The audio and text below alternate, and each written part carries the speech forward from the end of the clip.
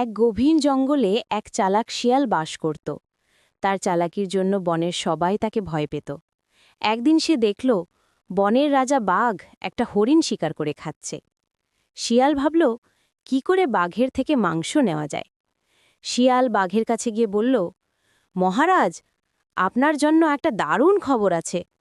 শুনেছি অন্য এক জঙ্গলের রাজা নাকি আপনাকে চ্যালেঞ্জ করেছে যে আপনি নাকি বুড়ো হয়ে গেছেন। বাঘ শুনে রেগে গেল। শিয়াল বলল, আপনি এক্ষুনি যান আর তাকে উচিত শিক্ষা দিন। আমি ততক্ষণ আপনার এই শিকার পাহারা দিচ্ছি। বাঘ রাগ করে চলে গেল, আর শিয়াল সুযোগ বুঝে পেট ভরে মাংস খেল এবং বাকিটা নিয়ে পালিয়ে গেল। ফিরে এসে বাঘ দেখল শিকার নেই।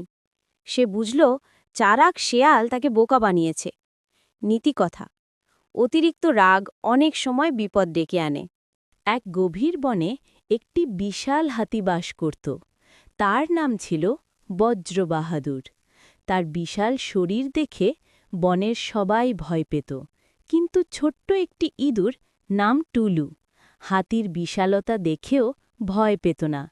একদিন বজ্রবাহাদুর নদী পার হচ্ছিল। হঠাৎ তার পায়ে একটা কাঁটা বিঁধে গেল। যন্ত্রণায় সে অস্থির হয়ে গেল এবং চিৎকার করতে শুরু করল। তার চিৎকার শুনে টুলু ছুটে এলো। সে হাতির পা দেখে সাবধানে তার ধারালো দাঁত দিয়ে কাঁটাটি তুলে দিল। যন্ত্রণা কমে যাওয়ায় হাতি খুব খুশি হল। সে বুঝতে পারল আকারের চেয়ে সাহস আর দয়া অনেক বড়। সেই দিন থেকে বজ্রবাহাদুর আর টুলু খুব ভালো বন্ধু হয়ে গেল।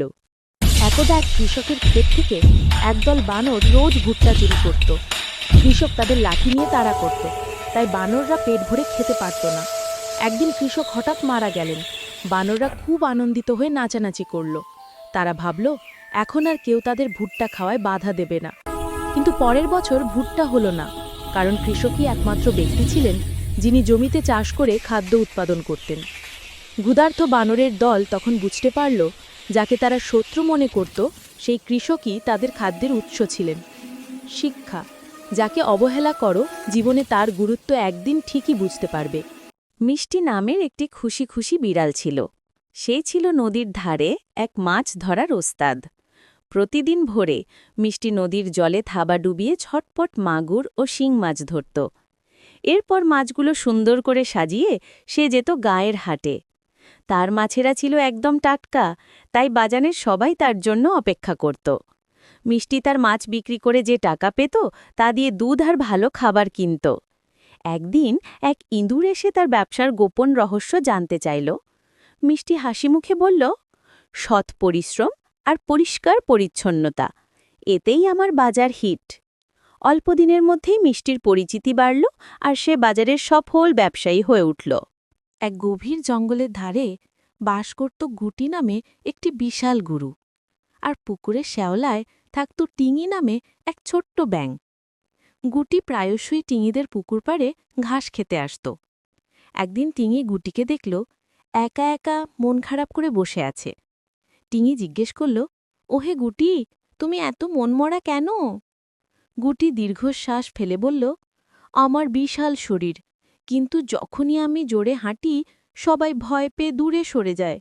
কেউ আমার বন্ধু হতে চায় না। টিঙি মৃদু হেসে বলল, আকার কোনো ব্যাপার নয়, তোমার শক্তি আর ভালো মনই আসল। চলো আমরা দুজন বন্ধু হই। গুটি অবাক হয়ে দেখল এই ছোট্ট বন্ধুটির সাহস। সেই দিন থেকে তারা গভীর বন্ধু। গুটি তার পিঠে করে টিঙিকে বন ঘুরিয়ে দেখাত, আর টিঙি তার মিহি গানে গুটির মন ভালো করে দিত।